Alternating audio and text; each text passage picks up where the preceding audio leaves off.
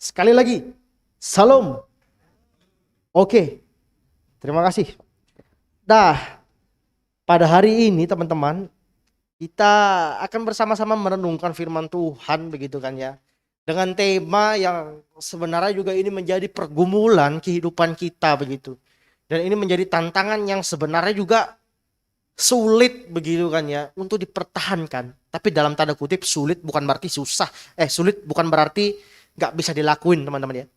Perhatikan. Sulit bukan berarti nggak bisa dilakuin. Tapi sulit pasti bisa dilakukan.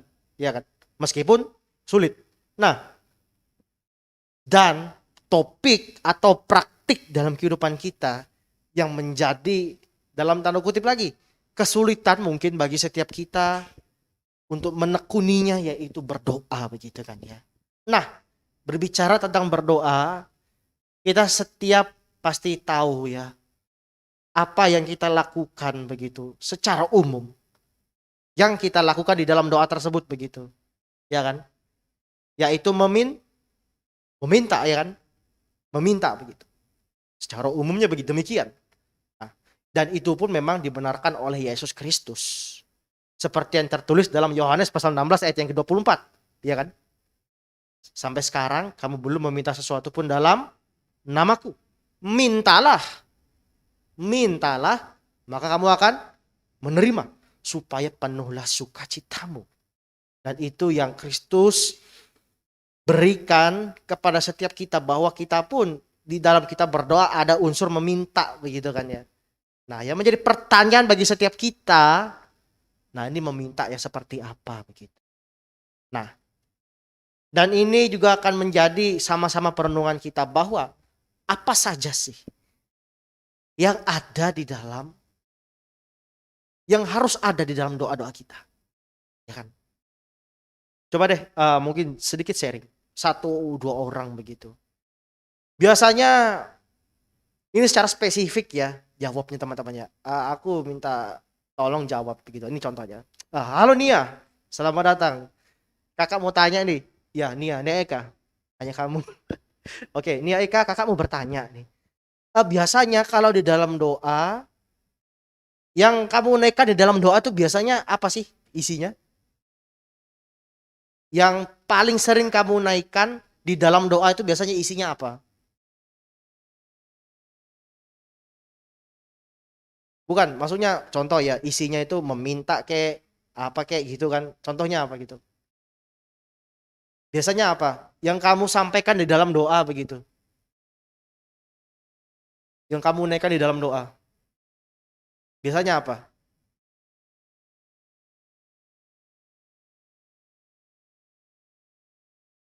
Oke. Oke. Gitu ya. Umum banget ya. Berdoa untuk kesehatan ya. Berdoa untuk studi begitu ya. Oke. Dan itu pun berdoa untuk diri kita ya. Diri kita sendiri. Oke. Nah, maka dari itu kita akan sama-sama belajar apa saja sih yang ada, yang harus ada di dalam doa kita begitu. Dan ini kita ambil dari perspektif doa Bapa kami secara khusus. Dalam konteks doa Bapa kami yang terdapat hari ini yang menjadi nas perenungan kita yang terdapat dalam Matius pasal 6. Teman-teman, mari kita bersama-sama membuka Alkitab kita. Ya. Matius pasalnya yang ke-6 ya. Ayatnya yang ke-9 sampai 13. Ya, yang memuat isi doa Bapa kami. Oke. Kalau sudah ketemu katakan amin teman-teman. Amin. Oke, kalau belum ketemu nggak tahu, siapa tahu Alkitab kita sama. Kalau di Alkitab saya ini halaman 7 teman-teman. Ya. Kalau mungkin sama ya halaman 7 ya. Nggak tahu di Alkitab teman-teman. Oke. Kalau sudah ketemu mari kita sama-sama membaca isi doa Bapa kami ini ya. Dari ayatnya yang ke-9 sampai ke-13. 1, 2, 3. Karena itu berdoalah demikian. Bapa kami yang di sorga, dikuduskanlah namamu, datanglah kerajaanmu, jadilah kehendakmu di bumi seperti di sorga. Berikanlah kami pada hari ini makanan kami secukupnya. Dan ampunilah kami akan kesalahan kami, seperti kami juga mengampuni orang yang bersalah kepada kami. Dan janganlah membawa kami ke dalam pencobaan, tetapi lepaskanlah kami daripada yang jahat. Karena Engkaulah yang punya kerajaan dan kuasa dan kemuliaan sampai selama-lamanya. Amin. Jadi dari doa Bapa kami yang telah disampaikan oleh Yesus Kristus, ini bukan sekedar doa begitu kan ya, namun ini adalah pengajaran yang langsung diberikan oleh Yesus Kristus pada waktu ia berkhotbah di bukit kan. Dan ini pengajaran Yesus Kristus yang menjadi salah satu pengajaran yang disampaikan Kristus Yesus sendiri kepada orang-orang yang mendengar, termasuk murid-muridnya. Begitu kan ya, setiap orang yang percaya kepada dia. Nah, maka dari itu, jika ini menjadi bagian dia menyampaikan ini dalam khotbahnya pada waktu itu, tentu ini merupakan hal yang penting bagi setiap umat yang mendengar, bagi setiap orang-orang yang mengikut Kristus pada waktu itu, termasuk kita yang hidup sekarang. Jadi ini adalah hal yang penting. Nah, teman-teman, kita akan memperhatikan dari doa Bapa kami ini, dari konteks Matius pasal 6 ini, doa Bapa kami begitu kan ya. Yang dimana doa Bapa kami ini tentu seperti yang Alkitab kita lihat itu, ada judulnya kan di Matius pasal 6 itu. Langsung secara spesifik penerjemah Alkitab kita, yaitu LAI, Lembaga Alkitab Indonesia, langsung memberikan penjelasan bahwa Yesus di sini mengajar langsung secara khusus membahas tentang doa. Ya kan? Di situ dikatakan hal berdoa, ya kan? Nah, maka dari itu teman-teman, kita akan memperhatikan aspek-aspek apa saja yang harus ada di dalam doa kita sebagai orang percaya. Dari doa Bapa kami ini. Mari kita perhatikan teman-teman bahwa Kristus Yesus di sini sebenarnya memberikan satu perbandingan yang sangat jelas. Yang pertama, kalau kita perhatikan di ayat yang kelima itu kan, di ayat yang kelima sampai yang ke-8, perbandingan orang yang berdoa dari apa yang dilakukan oleh orang-orang munafik, seperti dikatakan Yesus begitu kan ya. Di mana orang-orang munafik di situ dikatakan dia berdoanya bertele-tele, dia berdoanya di depan dia berdoa untuk show off di depan banyak orang begitu kan ya. Nah, itu motif perbandingan yang disampaikan oleh Kristus, perbandingan orang yang munafik yang dimana kepentingan dia berdoa itu untuk kepentingan atau kesenangan dirinya sendiri, ya kan? Nah, dan kita melihat perbandingan yang dimana orang yang kedua ini, yang tadi kan orang munafik pertama, dan ini yang orang kedua, yaitu orang yang semestinya mengikut Kristus berdoa. Apa saja yang harus ada di dalam doa tersebut? Nah, ini kita akan perhatikan. Yang pertama, aspek apa? Perhatikan di ayatnya yang ke-9 sampai yang ke-10. Oke, sorry. Ayat yang ke-9 dulu. Di situ dikatakan, karena itu berdoalah demikian. Bapa kami yang di sorga, dikuduskanlah namamu. Jadi aspek yang pertama di dalam doa adalah memuji Tuhan, begitu ya. Aspek yang pertama adalah memuji Tuhan di dalam doa kita. Karena apa? Karena titik berangkat kita datang kepada Allah, yaitu untuk menyenangkan Allah dalam kehidupan kita, begitu kan ya. Kalau mengikuti bahasa Pentakostalisme begitu kan ya, dari teman-teman kita yang dari Pentakostalis, mereka selalu menggaungkan ya, hidup kita untuk memuliakan Tuhan, hidup kita untuk menyenangkan Tuhan, kita adalah seorang penyembah, haleluya, ya kan. Nah, demikian dari aspek yang pertama yang harus ada di dalam doa, kita memuji Tuhan, yang dimana di dalam kita memuji Tuhan itu menjadi wujud kita memprioritaskan Tuhan. Karena yang kita datang di dalam doa, di mana doa yang seperti kita tahu, doa adalah komunikasi kepada Allah. Yang pertama adalah memuji Tuhan. apa yang ada di dalam memuji Tuhan itu lagi. Yang kita sematkan, yang kita sisipkan di dalam doa. Yaitu menyebut atau memuji setiap apa yang Allah kerjakan dalam kehidupan ini. Ya kan? Dan itu aspek yang harus ada di dalam doa kita. Maka itu dari perspektif doa Bapa kami, aspek apa yang kita lihat? Ada unsur apa yang ada pada Allah yang disampaikan dalam khotbah Yesus? Yaitu kudus, suci begitu kan. Jadi di dalam setiap doa kita haruslah ada begitu. Memuji Tuhan, yang dimana di dalam memuji Tuhan disematkan dalam doa kita. Kita mengingat siapa Allah kita ini. Yang telah kita tahu, yang kita kenal. Dan uniknya teman-teman, setiap sifat-sifat Allah yang digambarkan di dalam Alkitab, termasuk yang disematkan dalam doa-doa yang ada di Alkitab ini, itu tidak terlepas apa yang Allah kerjakan kepada umatnya, kepada setiap kita. Jadi bukan hanya tahu sifat-sifat Allah tersebut, namun sifat-sifat Allah yang kita tahu, yang kita kenal, itu kita turut merasakannya. Kita tahu ya Tuhan itu baik, begitu kan ya. Tapi sejauh mana kita telah mengakui kebaikan Tuhan di dalam setiap kehidupan kita. Contohnya, ya kita dalam secara akal kita tahu, ya Tuhan baik. Tapi sudahkah kita memuji Dia dengan mulut kita di dalam doa-doa kita bahwa Allah itu baik? Nah, contoh lagi. Kita tahu Allah itu adalah penebus kita dari kematian kekal, dari dosa. Secara akal. Namun sudahkah kita di dalam kehidupan kita menyatakan Allah itu adalah penebus kita, penyelamat kita dari dosa? Di dalam setiap doa-doa kita. Dan kita juga melakukan memuji Tuhan di dalam doa, menyebutkan sifat-sifat Allah yang Allah kerjakan, yang kita rasakan dalam kehidupan ini, itu supaya apa? Kembali lagi, kita mengingat Allah lagi. Jadi titik berangkatnya dari Allah lagi, dari Allah ya dalam berdoa. Titik berangkatnya memulai yaitu dari Allah. Maka dari itu kita harus memuji Tuhan di dalam setiap doa-doa kita. Yang artinya kita mengingat akan sifat-sifat Allah dalam kehidupan ini.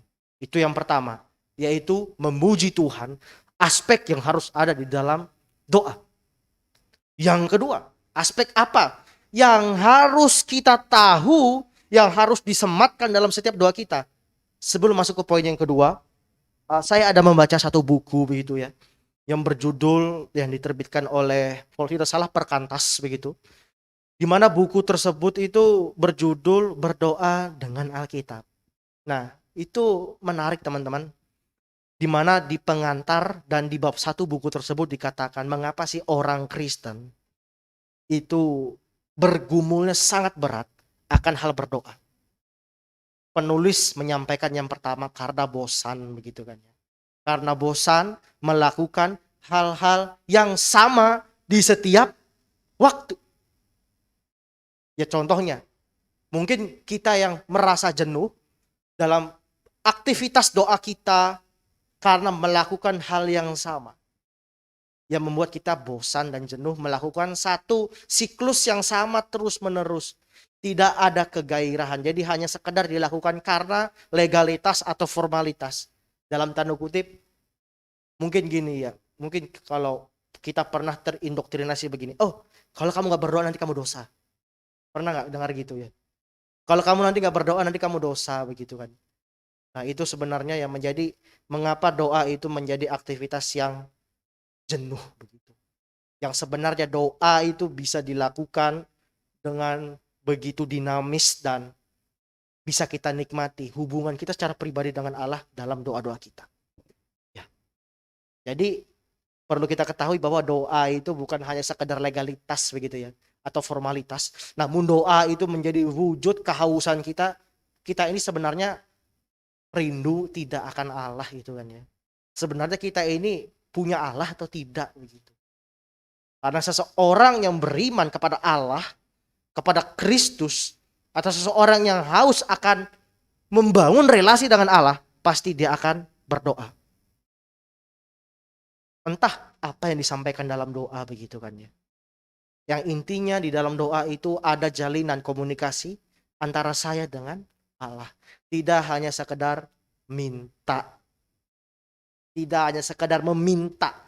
Doa itu enggak hanya sekedar meminta. Meskipun ya Kristus mengizinkan kita meminta. Tapi lebih dari itu, Kristus menuntut setiap kita membangun relasi kepada Dia. Yang dimana Allah adalah Bapa kita. Dan kita adalah anak-anaknya. Nah itu. Mari kita langsung masuk ke poin yang kedua. Aspek yang kedua. Aspek apa yang harus ada di dalam doa kita. Yang dimana tidak hanya sekadar meminta begitu. Ya. Ini yang kedua. Aspek yang kedua yaitu mencari kehendak Allah. Ya, seperti yang dikatakan di ayatnya yang ke-10. Datanglah kerajaanmu, jadilah kehendakmu. Jadi ini aspek yang ditekankan lagi dan di mana ini juga yang diulangi oleh Kristus dalam ayat yang ke-33 di dalam doa. Carilah dahulu kerajaan Allah, maka semuanya akan ditambahkan kepadamu. Ini mulai lagi. Di mana titik berangkat setiap kita berdoa menyampaikan setiap pokok-pokok doa kita itu tidak terlepas lagi kembali kepada Allah. Yang pertama, ya kita tahu kita menyematkan puji-pujian kepada Allah akan apa yang kita alami. Perjalanan iman kita kepada Allah sehingga kita menyebutkan sifat-sifat Allah dalam kehidupan ini. Tapi jangan lupa, apa sih yang menjadi kehendak Allah dalam kehidupan ini begitu. Sudahkah kita yang mencoba belajar mencari kehendak Allah dalam setiap doa kita? Yang dimana kita tidak hanya sekedar meminta. Begitu kan. Contohnya di dalam kehidupan relasi kita sebagai manusia. Pasti di mana dua insan yang saling mengasihi.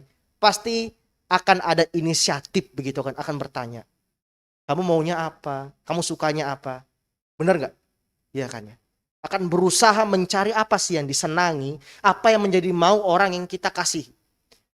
Nah demikian juga dalam setiap doa kita yang dimana Allah yang kita kasihi itu.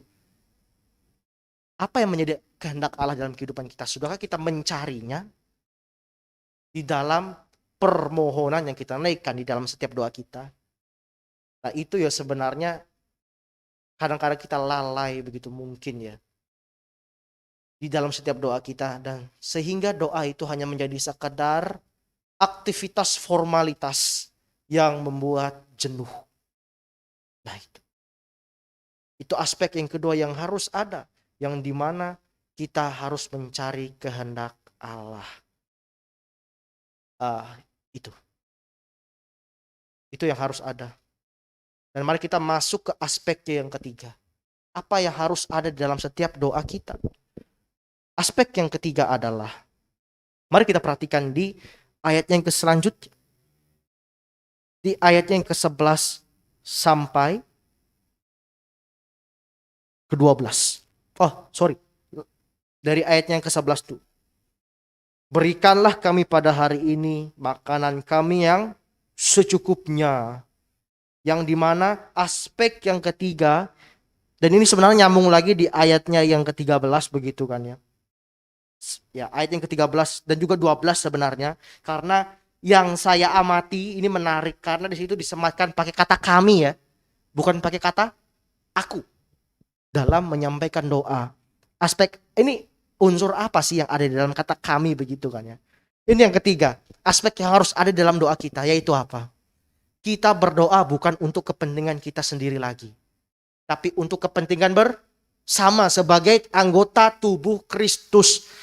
Dan ini juga yang langsung dipraktekkan oleh Rasul Paulus dan murid-murid lain begitu ya. Ketika mereka melayani, ketika mereka berelasi dengan rekan-rekan saudara-saudari seiman dalam Kristus. Ya, seperti yang dikatakan Paulus begitu. Di dalam setiap suratnya dia mengatakan, aku berdoa untuk kamu, aku berdoa untuk kamu, aku berdoa untuk kamu, dan aku berdoa untuk kamu. Ini menandakan apa? Bahwa di dalam setiap doa kita tidak hanya berdoa untuk diri sendiri, tapi kita bersama-sama mendoakan orang lain juga. Ya. Bukan untuk mementingkan kepentingan diri sendiri. Berdoa untuk kepentingan sendiri nggak salah. Namun ketika memprioritaskan kepada kepentingan sendiri itu yang salah. Yang dimana kepentingan diri sendiri itu tidak ada kaitannya dengan kehendak Allah. Nah, ini yang salah begitu. Karena kehidupan kita tidak lagi egosentris, tapi kristosentris, berpusat kepada Kristus. Ini aspek yang ketiga yang harus ada. Dimana kita tidak berdoa lagi, aku berdoa untuk diriku sendiri. Tapi aku berdoa, kita berdoa untuk juga orang-orang lain. Yang sama-sama bergumul, yang sama-sama berjuang hidup di dalam dunia ini. Untuk hidup serupa dengan Kristus. Untuk hidup berjuang. Apa yang menjadi kehendak Allah? Itu aspek yang ketiga. Yang dimana dalam doa tidak hanya menyampaikan permohonan untuk diri sendiri. Tapi juga menaikkan, juga mendoakan orang lain. Maka tidak perlu mengherankan kenapa sih kita harus mendoakan orang lain. Karena saya sering sekali mendengar begitu ya. Begini. Mungkin teman-teman pernah dengar. Ya kalau ada yang minta doa begitu kan ya. Tolong doakan ini. Pasti ada yang mengambil sikap sinis. Mungkin begini. Kamu gak bisa berdoa sendiri kah? Kok minta orang lain begitu. Mungkin pernah ya dengar ya. Saya cukup sering mendengar istilah itu. Sebenarnya apa sih? Kita kok harus mendoakan orang lain? Yaitu kita mendoakan orang lain bukan karena orang itu malas berdoa kan. Tapi itu menjadi bentuk kepedulian kita, bentuk kasih kita kepada sesama anggota tubuh Kristus. Tolong doakan ini, tolong doakan ini. Itu bukan karena orang yang minta doa itu malas berdoa ya, bukan ya. Tapi itu menjadi wujud kita saling peduli untuk kita bersama-sama menolong satu sama lain. Nah, itu wujud kasih kita kepada sesama. Jadi yes, kita mengasihi Allah.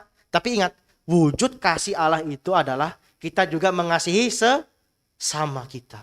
Sesama anggota tubuh Kristus. Itu yang harus ada ya, dari aspek yang ketiga. Mendoakan orang lain, menaikkan permohonan untuk orang lain juga, tidak untuk diri sendiri. Ya. Itu aspeknya yang ketiga. Dari apa yang harus ada dalam setiap doa kita. Dari perspektif doa Bapa kami ini. Dan menarik lagi teman-teman, kalau kita lihat di tanda kurung, yang di ayat yang ke-13 itu kan ya. Yang dimana setiap doa yang kita naikkan, itu kembali lagi untuk kepentingan Allah.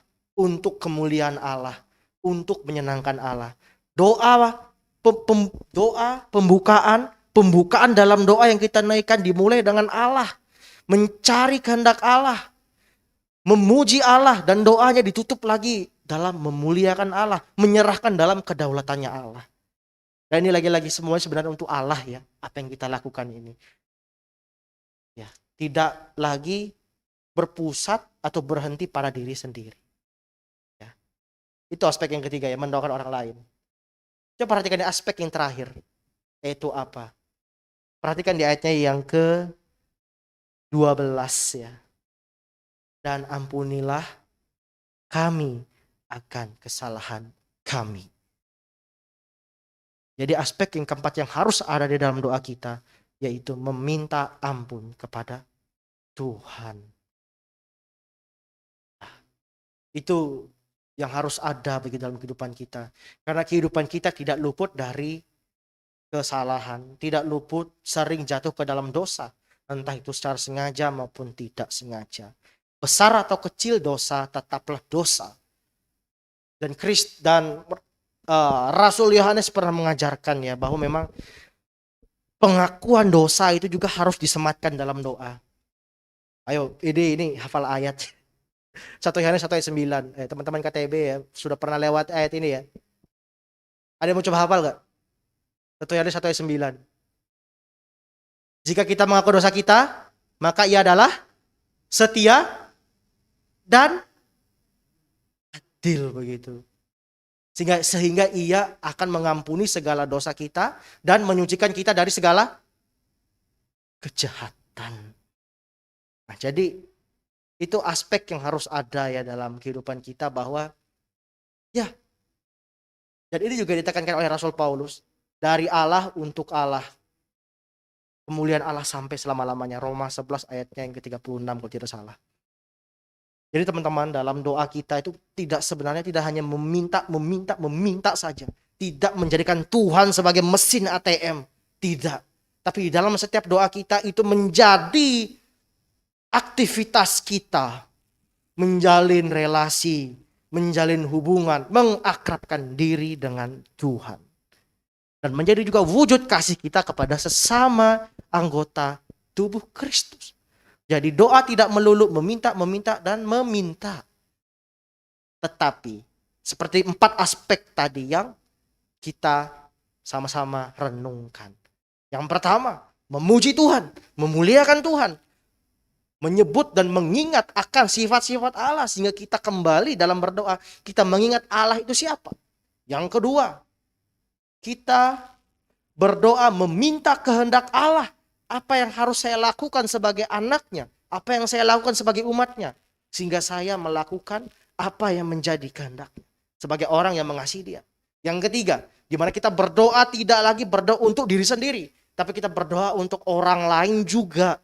Berdoa untuk kepentingan orang lain juga.